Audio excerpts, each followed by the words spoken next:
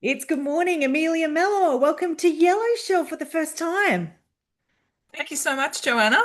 Great to be on. Yay, your newest book series, the first book is, well, it's ready for pre-order, but it's about to come out. The book is called Oceanforged, the Wreck Ship. Congratulations. Tell us all about it.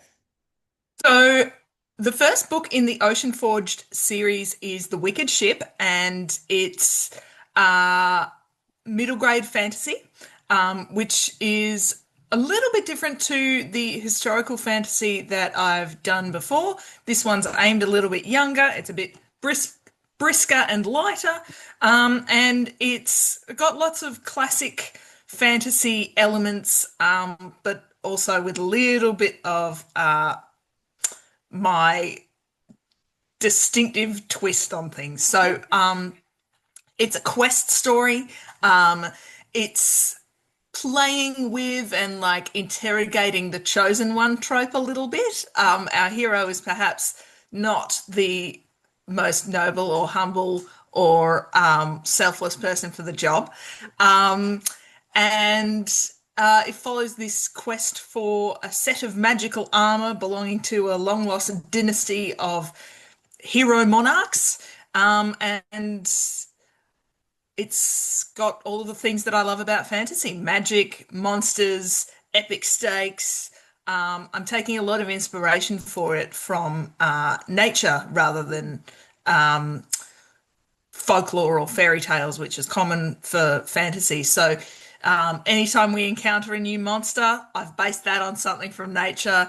The sort of like big cosmic event that's coming is a solar eclipse and it's related to the tides.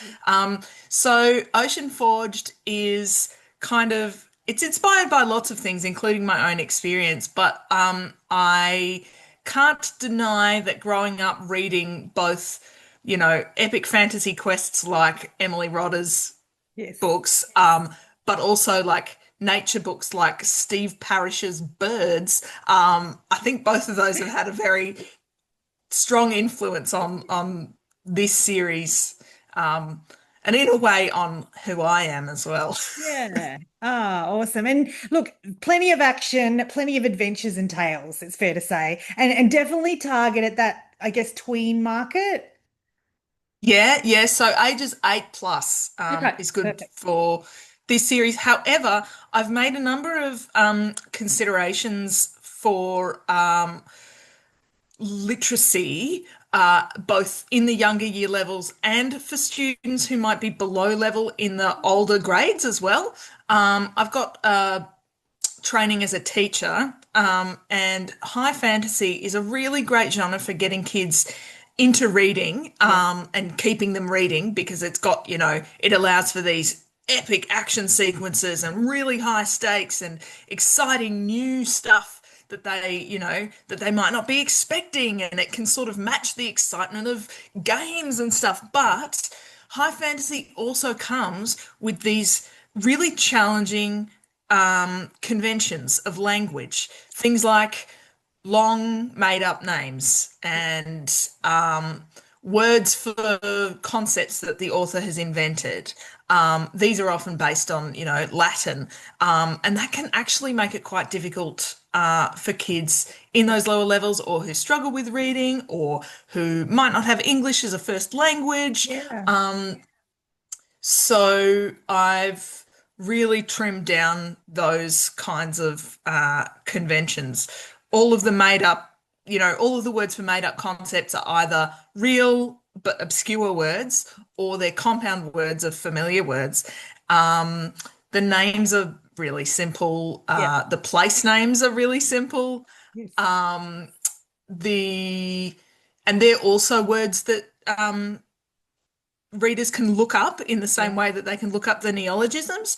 Um, in The Wicked Ship, in particular, my editor and I stripped down all of the nautical terminology as much as we could. Yeah. So we're not even saying port and starboard, bow and stern. We're saying left, right, front and back. Um, Yeah. I, she we even tried to get rid of some important ones like rigging. I'm like, we can't do without rigging. Yeah. You can't just like say they climbed the ropes. Yeah. So yeah. So that's a little bit about Yeah. the That's audience and how I've used my teaching knowledge to target that audience. That's fabulous. And Amelia, I'm going to ask you a question I read about you. So correct me if I'm wrong. You were rejected in the early days a lot, and then your Yeah. previous book, The Greatest Bookshop in the World, obviously did incredibly well. Do you want to share anything about that time and that journey? Like there'll be other authors listening here. I think that's fascinating.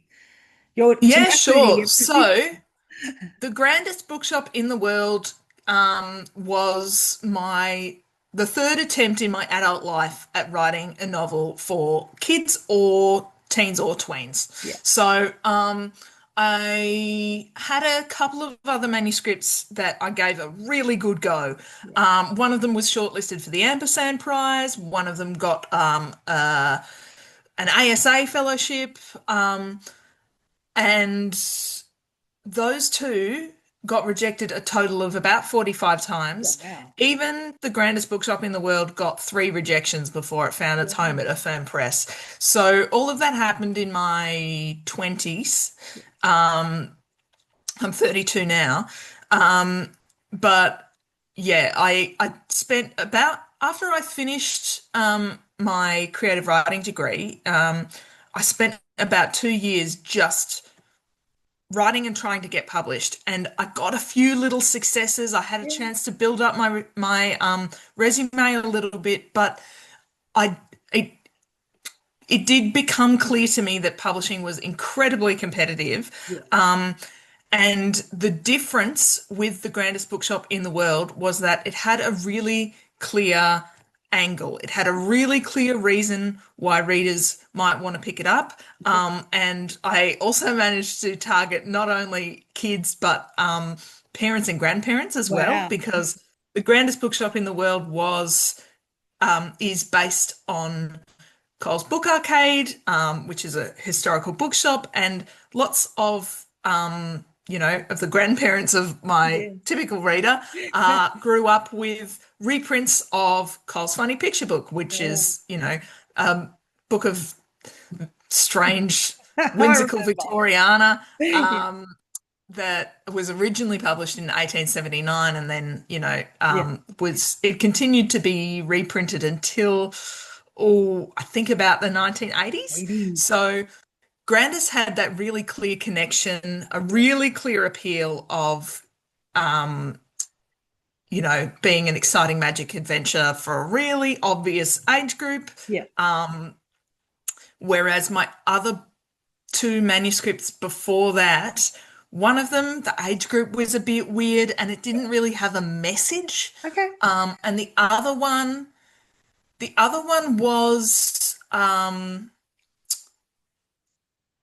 well, I don't actually know why the other It one just didn't didn't catch land. It on, didn't but land. but Yeah. it didn't Yeah. have as clear an angle Sure. as Grandis did. Yeah.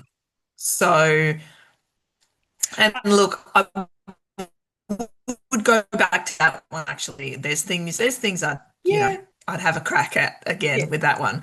Um, but yeah, it's not enough to have a good idea or Yeah. even to, as I did, you know, to get it assessed and have people say it's great writing, or to even like I knew some teenagers, and I Yeah. would, and kids, and I used to nanny and stuff, Yeah. and I would sort of like share a little bit of, this story or that story around, say, bedtime. And even kids liking it was not Yeah. enough because Yeah. it's got to stand out on the shelf True. and have a really clear angle. Look, thank you for sharing that. I think that journey is fascinating, and I think, it's part of who you are as an author, and the tenacity and the resilience to keep writing, and obviously to tweak your writing to take on that feedback.